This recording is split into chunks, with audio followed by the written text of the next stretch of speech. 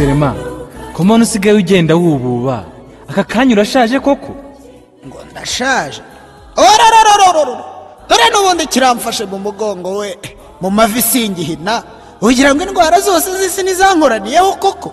Intamenya we, uramutse uganye Ishangi Company Limited bakwigisha uburyo bwiza bwo kwirinda indwara ukoresheje ibimera.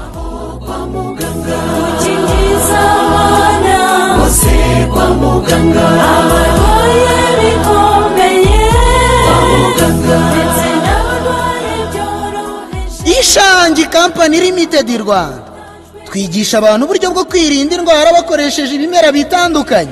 Witinya kubonana na muganga n'ubuntu akagufasha kwirinda izi ndwara zikurikira: diabete, typhoid, umwijima, umutima, impyiko, isereri, imitsi, asima, sinezite, bronchite, amaso, amenyo, igicuri, indwara z'uruhu, urwagashya, uburembe, gukangura ibice by'umubiri bisinziriye, inzoka nka amibe, telekomunansi, oxyril, ascaris, ankylostomum, teniya. Dufasha abagore batagira amavangingo, tuvura akayi k'inkorora, indwara z'abadamu zo mu myanya y'ibanga, abagore bafite ikibazo cyo kubyara n'abagabo batagira akanyabugabo, indwara z'abana zitandukanye, umugongo n'umutwe bidakira, hemoroide, imihango idakama n'abatajya mu mihango, kanseri zitandukanye, igicuri, guhekenwa mu magufa, amatwi, umwingo, umugongo ndetse n'izindi ndwara zitandukanye.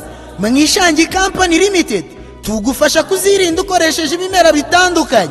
Ishangi Company Limited tunatanga akazi ku bantu bose barangije amashuri 6 yisumbuye. Dukorera mu turere dutandukanye tw'u Rwanda ndetse no hanze y'u Rwanda. Icyicaro cyacu giherereye mu karere ka Ruhango ku Munini, hafi y'icyapa cya taxi, aho tutarafungura. Umusibo nejeje ubundi tukabageraho. Duhamagare kuri telefone zikurikira: 078554 08 25 na 0722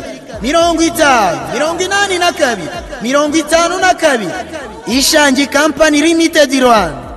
Ibimera ni umwami w'imbaraga mu guhindura ubuzima bwawe.